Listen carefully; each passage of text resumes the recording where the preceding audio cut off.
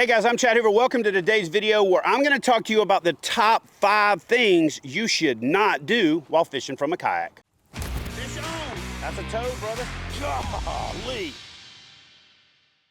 Hey guys, before we jump into today's video, I gotta thank our sponsor, Shimano, for helping make this video possible. Listen, Shimano makes the best rods, reels, lures, line, and even accessories in the game. So before you head out for your next adventure, gear up by checking out the extensive product line from the folks at Shimano. All right, so the number one thing you should not do while fishing from a kayak is do not fish without a PFD. And I'm not talking about without a PFD, I'm talking about without wearing your PFD.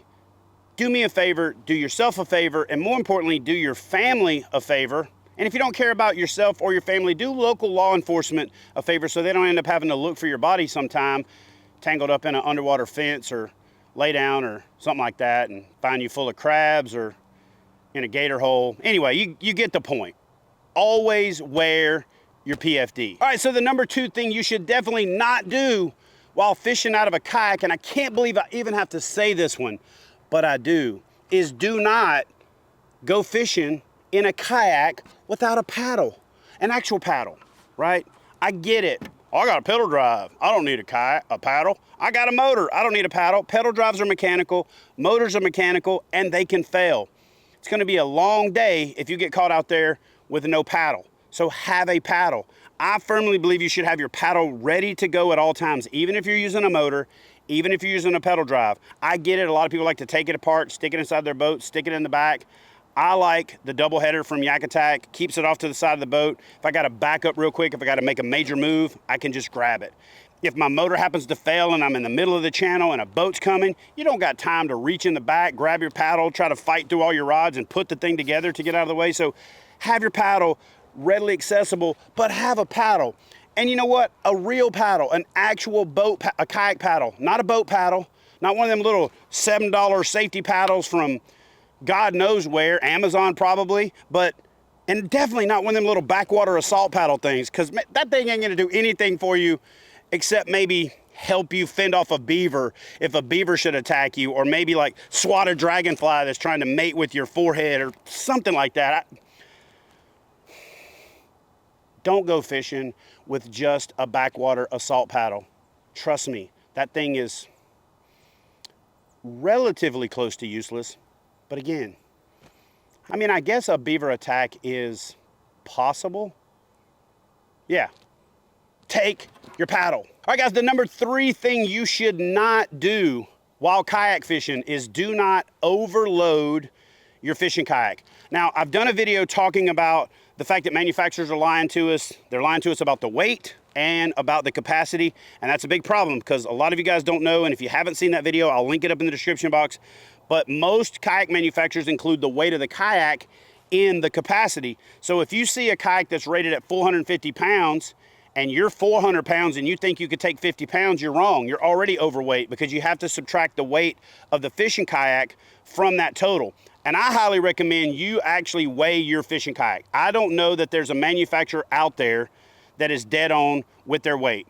I'm just telling you guys, weigh your fishing kayak. Get one of them deer scales or something like that, take it to a truck stop, weigh your kayak, ready to go. And you could also do that once you put all your gear on it, but weigh your fishing kayak. But the big takeaway, that thing that I'm wanting to drive home is do not overload your fishing kayak.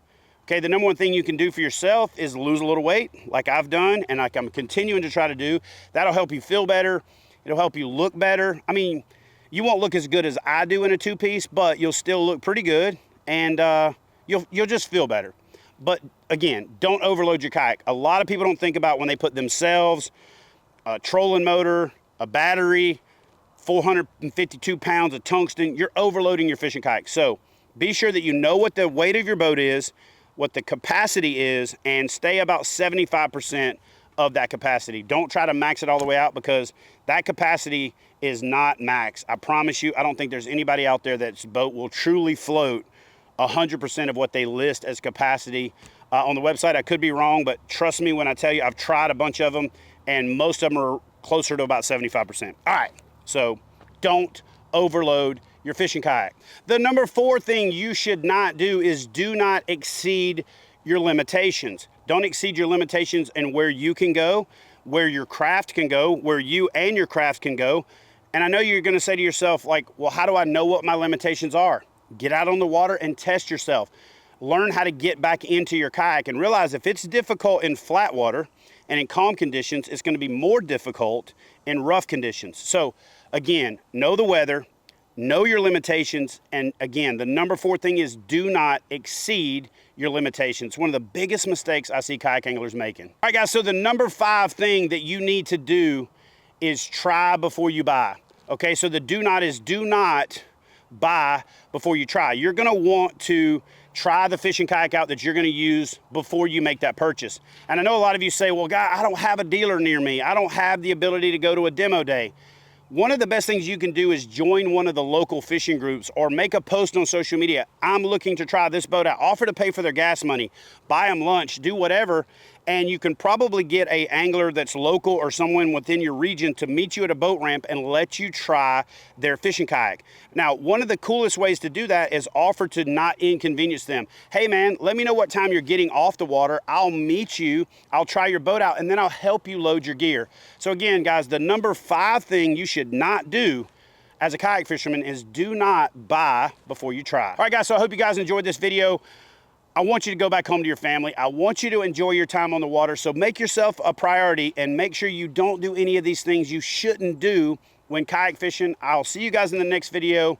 Y'all leave a comment in the comment section below if there's anything you think I forgot in the things that you should not do while kayak fishing.